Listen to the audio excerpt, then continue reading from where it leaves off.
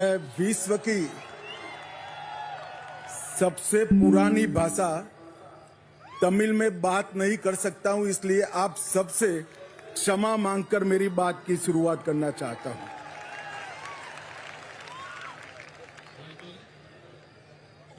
அதும் தெய்வீகமானதுமான தமிழ் மொழியில் பேச இயலாமைக்காக நான் வருந்துகின்றேன்.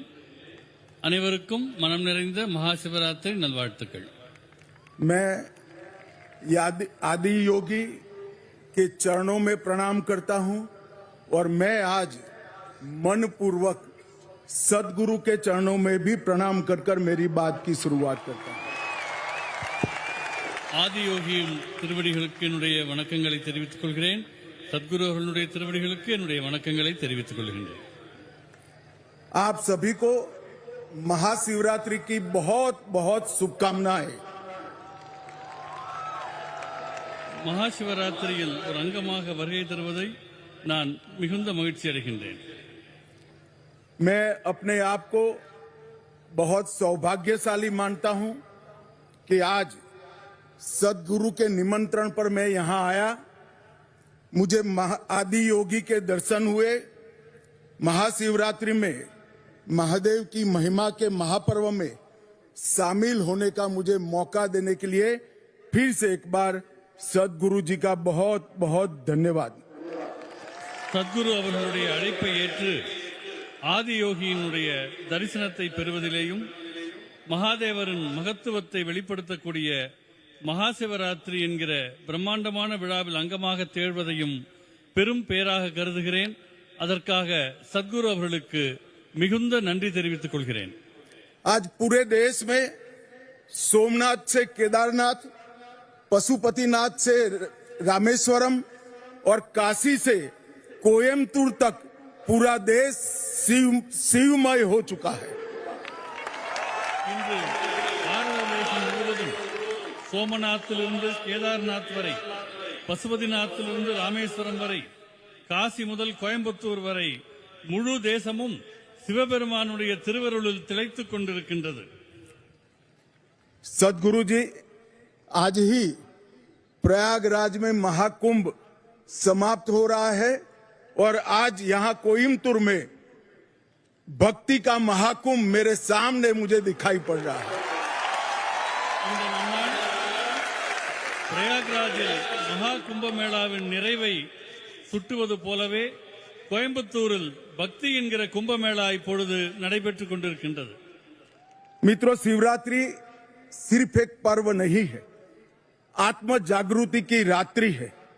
जब समग्र ब्रह्मांड शिवमय हो जाता है तभी शिवरात्रि की अनुभूति कर सकते हैं. நண்பர்களே, மகாசிவராத்திரி என்பது வெறும் விழா மட்டுமல்ல, இது சுய விழிப்புணர்வுக்கான ஒரு இரவாகவும் இந்த முழு பிரபஞ்சமும் சிவபரம்பொருளினுடைய பெருங்கருணையில் அதிர்வுகளை உணரக்கூடிய நாளாகவும் அமைந்திருக்கின்றது. आज शिव और पार्वती का मिलन का दिन है. आज ही शिव और जीव के मिलन का रास्ता भी प्रशस्त होता है और मोक्ष प्राप्ति का रास्ता भी आज ही भक्ति के माध्यम से खुलता है. இந்த நாள் சிவனும் பார்வதியும் ஒரு தெய்வீக சங்கமத்தில் இணைந்த நாள் மட்டுமல்ல, சிவமாகிய பரம்பொருளும் ஜீவாத்மாவும் விடுதலை என்கிற ஐக்கியத்திலே இணையக்கூடிய நாளாகவும் இருக்கிறது. பக்திக்கான மிக உன்னதமான திருநாளாக அமைந்திருக்கின்றது. शिव सिर्फ एक प्रतीक नहीं है, शिव एक कल्याणकारी चेतना है जो संहारक भी है और पालनकर्ता भी है, और दोनों की विशिष्ट भूमिका हमारे जीवन में होती है. சிவபரம்பொருளை பொறுத்தவரை அவர் விழிப்புணர்வுக்கான அம்சமாக வெளிப்பட்டவர். அவர் அழிக்கும் கடவுளாகவும் காக்கும் கடவுளாகவும் விளங்குகிறார். இரண்டுமே நம் வாழ்வுக்கு மிக முக்கியமானவை. शिव शंभू भी है, स्वयंभू भी है. शिव सत्य भी है, सुंदर भी है. शिव को भोलेनाथ भी कहते हैं, महाकाल भी कहते हैं, और यहाँ शिव आदि योगी के रूप में विराजमान है. சிவபெருமான் சம்போ என்று அழைக்கப்படுகிறார். சுயம்பு தான் தோன்றியாக அவர் கருதப்படுகின்றார். அவர் சத்தியம் சுந்தரமாகிய உண்மைக்கும் அழகுக்குமான வடிவமாக விளங்குகிறார். குழந்தைமயமான போலேநாத்தாகவும் உக்கிரமான மகாகாலராகவும் அவர் தொழப்படுகிறார். எல்லாவற்றுக்கும் மேலாக முதல் யோகியாக ஆதி யோகியாக அவர் விளங்குகிறார். शिव केवल आराध्य नहीं बल्कि अस्तित्व का मूल आधार है. அவர் வழிபாட்டுக்குரிய கடவுளாக மட்டுமில்லாமல் அனைத்துக்கும் மூலமானவராக இந்த பிரபஞ்ச இருப்பினுடைய மூலமாக திகழ்கின்றார். यह महाशिवरात्रि ये भक्ति और श्रद्धा की पराकाष्ठा का प्रमाण है, जिसमें असली अर्पण हमारा भक्ति के प्रति समर्पण है.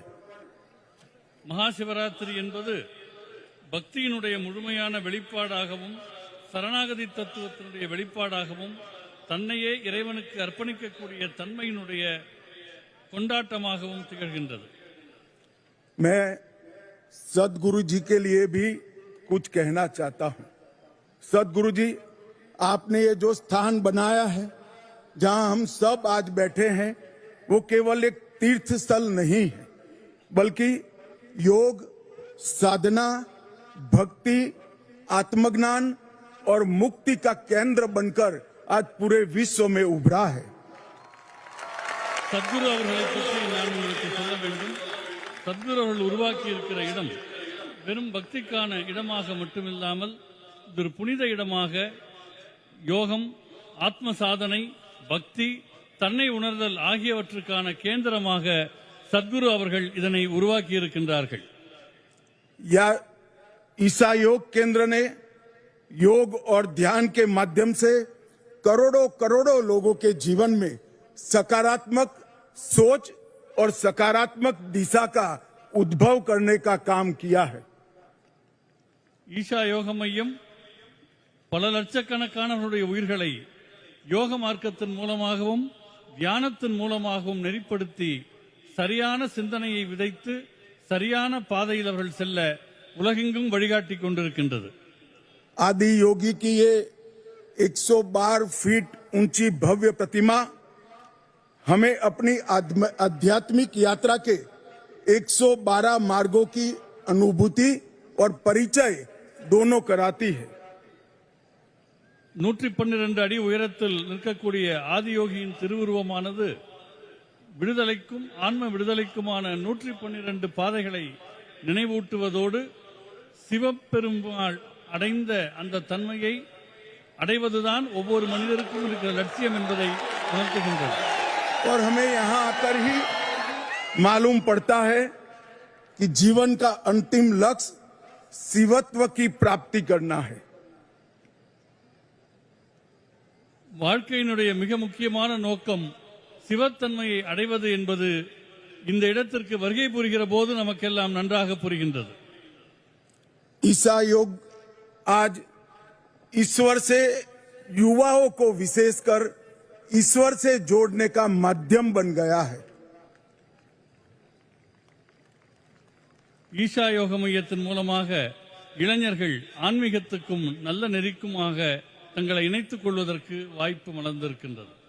यहाँ आकर व्यक्ति चेतना से ब्रह्म चेतना की ओर, स्वार्थ से परमार्थ की ओर और सेल्फ से यूनिवर्स तक की यात्रा की अनुभूति कर सकता है. இங்கே மனிதர்களுக்கு கிடைக்கக்கூடிய அனுபவமானது தனி மனித விழிப்புணர்விலிருந்து பிரபஞ்ச விழிப்புணர்வு நோக்கிய பயணம், தன்னையே தன் நலனையே நினைத்துக் கொண்டிருக்கும் நிலையிலிருந்து தன்னலமற்ற நிலையை நோக்கிய பாதை, தான் என்கிற தன்மையிலிருந்து பிரபஞ்ச உணர்வு என்கிற மடைமாற்றம் ஆகியவை ஈஷா யோக மையத்தில் மனிதர்களுக்கு அனுபவத்திலே கிடைக்கிறது.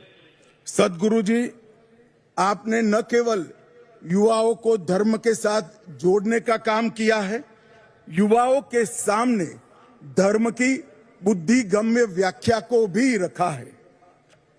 இளைஞர்களையும் ஆன்மீகத்தையும் இணைப்பதில் சத்குரு அவர்கள் மகத்தான பங்கை ஆற்றியிருக்கிறார்கள். மிகுந்த ஞானம் கொண்டதும் அதே நேரம் தர்க்கபூர்வமானதுமாக நம்முடைய தர்மத்தினுடைய மேன்மைகளை அவர்கள் இளைஞரிடம் கொண்டு சேர்த்துக் கொண்டிருக்கிறார்கள்.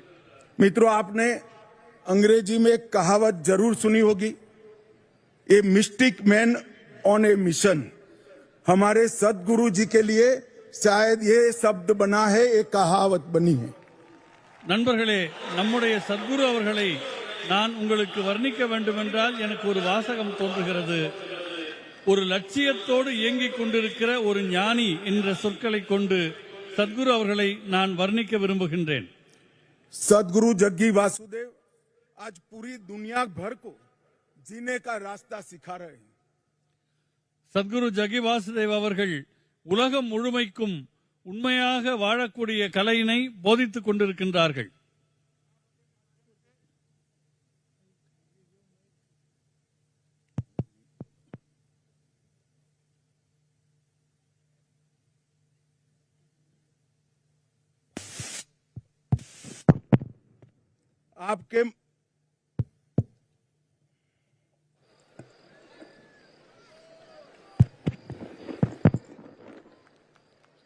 आपके माध्यम से पूरी दुनिया को सनातन का ज्ञान ये समझ में आता है कि स्वयं को समझना ही सच्चा ज्ञान है। சத்குரு அவர்களே, உங்களால் மனிதர்கள் சனாதன தர்மம் என்றால் என்ன என்று உணர்ந்து கொண்டிருக்கிறார்கள். और संसार को बदलने का रास्ता स्वयं को बदलने से ही शुरू होता है। உலகத்தை மாற்ற வேண்டும் என்று தோன்றினால் முதலில் உங்களை மாற்றிக்கொள்ள வேண்டும் என்கிற அற்புதத்தை சத்குரு அவர்கள் உணர்த்தி வருகிறார்கள். मैं आपके सेव सॉइल कैंपेन के साथ जुड़ा था। आपने हमारी सबसे अमूल्य धरोहर हमारी मिट्टी के लिए पूरे देश भर में संस्कार जगाया और पूरे विश्व को पर्यावरण का एक सुंदर संदेश भेजने का काम किया है। சத்குரு அவர்கள் மேற்கொண்ட மண் காப்போம் இயக்கத்தின் போது நான் அவரோடு முழுக்க கூட இருந்தேன். அது நாம் தாய்மண்ணாக கருதக்கூடிய இந்த பூமியை காப்பாற்றுவதற்கும் அதை மேம்படுத்துவதற்கும் நம்முடைய தலைசிறந்த மரபை காப்பாற்றுவதற்கும் அந்த இயக்கம் நாடு முழுவதும் மகத்தான விழிப்புணர்வை ஏற்படுத்தியது. मैं सदगुरु जी को बड़ी विनम्रता से कहना चाहता हूं, सदगुरु जी आप पूरे राष्ट्र की संपत्ति के रूप में दुनिया के सामने उभर कर आए हैं। சத்குரு அவர்களே, தங்களை பற்றி நான் மிகுந்த பணிவோடு சொல்லிக் கொள்கிறேன். சத்குரு ஆகிய நீங்கள் இந்த பாரத தேசத்துக்கு கிடைத்த மிகப்பெரிய பொக்கிஷம் என்பதை நான் தெரிவித்துக் கொள்கின்றேன். मित्रों, सदगुरु जी ने आदि योगी के माध्यम से योगा को एक नया रूप देने का काम किया और मोदी जी ने विश्व योग दिन मनाकर पूरी दुनिया को योग के सामने योग के लिए आकर्षित करने का काम किया है। சத்குரு அவர்கள் ஆதியோகி வழியாக யோகக்கலை குறித்து ஒரு மகத்தான விழிப்புணர்வை ஏற்படுத்தி இருக்கிறார்கள். அதனுடைய தாக்கத்தின் நீட்சியாக மாண்புமிகு பாரத பிரதமர் அவர்கள் சர்வதேச யோகா தினத்தை அறிவித்தார்கள். योग हमें स्व से सर्व तक, अहम से वयम तक, संकल्प से सिद्धि तक और वैराग्य से समाधि तक ले जाने का काम करता है। யோக மரபானது தன்னலம் என்ற நிலையிலிருந்து பிரபஞ்ச உணர்வுக்கும், அகங்காரத்திலிருந்து ஒற்றுமைக்கும், தீர்மானங்களிலிருந்து தன்னை உணர்தலுக்கும், பக்தி நிலையிலே இருந்து அடுத்த பரிணாமத்திற்கும், அறியாமையிலிருந்து ஞானோதயத்திற்கும் யோகக்கலை அழைத்துச் செல்கிறது. योग प्राचीन होकर भी प्रासंगिक है, यह स्थिर होकर भी गतिशील है। யோகக்கலை பாரம்பரியமானது, ஆனால் நிகழ்காலத்திற்கும் ஒத்து வரக்கூடியது. இன்றும் உயிர்ப்போடு விளங்குகிற கலை யோகக்கலையாகும். योग मन, शरीर और आत्मा को एकाकार करता है। योग जीव और परम तत्व परमात्मा को जोड़ता है। योग भक्ति का मार्ग भी प्रशस्त करता है। யோகக்கலை என்பது மனம், உடல், உயிர் ஆகியவற்றை ஒருங்கிணைக்கின்றது. பரமாத்மா, ஜீவாத்மா ஆகியவற்றின் சங்கமமாக திகழ்கிறது. பக்தியின் பாதையில் யோகக்கலை ஒளி வீசுகின்றது. मित्रों, जब मैं तमिलनाडु आया हूं तब ये जरूर कहना चाहूंगा कि भारत के आध्यात्मिक इतिहास की व्याख्या तमिल संस्कृति के वर्णन के बिना अधूरी है। தமிழ்நாட்டிற்கு வருகை தந்திருக்கிற இந்த நிலையில் பாரத தேசத்தின் ஆன்மீக வரலாறு என்பது தமிழ் பண்பாட்டை குறிப்பிடாமல் நிறைவு பெறவே முடியாது. यह भूमि ऐसे कई उदाहरणों से सुसज्जित है जो आध्यात्म के जीवंत उदाहरण रहे हैं। இந்த பூமி ஆன்மீகத் துறையில் தலைசிறந்த பல்வேறு ஞானிகளினுடைய தலமாக விளங்குகிறது. அதற்கு எவ்வளவோ உதாரணங்கள் உண்டு.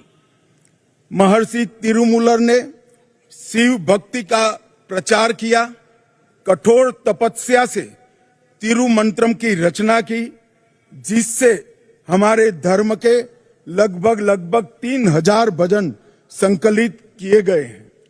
மகரிஷி திருமூலர் அத்தகைய ஒரு ஞானிகளினுடைய அடையாளமாக விளங்குகிறார். அவர் தீவிரமான தவத்தினுடைய விளைவாக சைவ மரபில் திருமந்திரம் என்கிற தலைப்பில் 3000 அற்புதமான பாடல்களை அருளியிருக்கின்றார். महर्षि अगस्त्य ने भी कई नई रचनाएं कर हमारे धर्म की व्याख्या को और मजबूत करने का काम किया है। அந்த வரிசையில் மகத்தான மற்றொரு உதாரணம் மகரிஷி அகத்தியர் அவர்கள். அவர் சனாதன தர்மத்தின் பல்வேறு பரிமாணங்களை வெளிப்படுத்திய ஒரு ஞானி ஆவார். यहाँ पर भगवान शिव को दक्षिण मूर्ति के रूप में देखा जाता है, जो साधक को ज्ञान, विवेक, मुक्ति और मोक्ष सभी प्रदान करता है। தமிழ் பண்பாட்டில் சிவபெருமானுக்கென்று ஒரு மகத்தான இடம் இருக்கிறது. அவர் தட்சிணாமூர்த்தி என்கிற திருவுருவத்தில் வழிபடப்படுகின்றார்.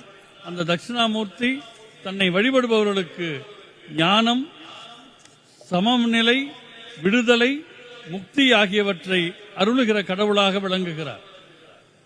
सदगुरु जी, मैंने आपके शिवरात्रि महोत्सव के लिए बहुत कुछ सुना था, सुनकर भी अनुभूति होती थी, मगर आज मैं यहां आया हूं तब मैं निश्चित रूप से पूरे विश्व को कहना चाहता हूं, ये अद्भुत है, अकल्पनीय है, अवर्णनीय है। சத்குரு அவர்களுடைய மகா சிவராத்திரி பற்றி நான் மிகவும் கேள்விப்பட்டிருக்கின்றேன். இன்றைக்கு நேரில் வந்து இங்கே கலந்து கொண்டிருக்கின்றேன். இந்த உலகத்துக்கே நான் சொல்ல விரும்புவது, இது மிகவும் மகத்தான ஆச்சரியமான நிகழ்வாக நடந்து கொண்டிருக்கிறது என்பதாகும். ये तीर्थ स्थान की रचना में सदगुरु ने विज्ञान और अध्यात्म इसको साथ में लाकर ये सिद्ध किया है कि ध्यान, ऊर्जा और चेतना की अवस्थाएं अंधविश्वास नहीं है, परंतु मूलभूत विज्ञान है। சத்குரு அவர்கள் இந்த மகா சிவராத்திரியை ஒரு ஆன்மீக ஞானத்தினுடைய, ஆன்மீக விஞ்ஞானத்தினுடைய அடிப்படையாக மக்களிடம் கொண்டு சேர்த்து ஞானத்தையும் அறிவியலையும் இணைக்கின்ற அற்புதத்தை செய்திருக்கின்றார். सदगुरु जी, आपने सभी को यह अनुभूति कराई है, शिव ही शाश्वत है, शिव ही चेतना है और शिवत्व को जागरूक करने का यही एक रास्ता है।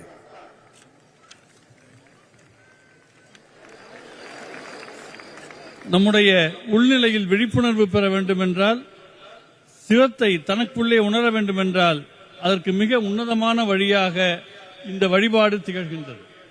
मैं ज्यादा समय लेना नहीं चाहता। पूरे भक्तगण आज यहाँ शिवरात्रि महोत्सव में उपस्थित हुए हैं। मैं आशा करता हूँ कि हम सब यहाँ से शिव तत्व को स्वयं में समाहित कर शिवांग बनने की ओर आगे बढ़ेंगे। सदगुरु जी का फिर से एक बार बहुत बहुत धन्यवाद, प्रणाम।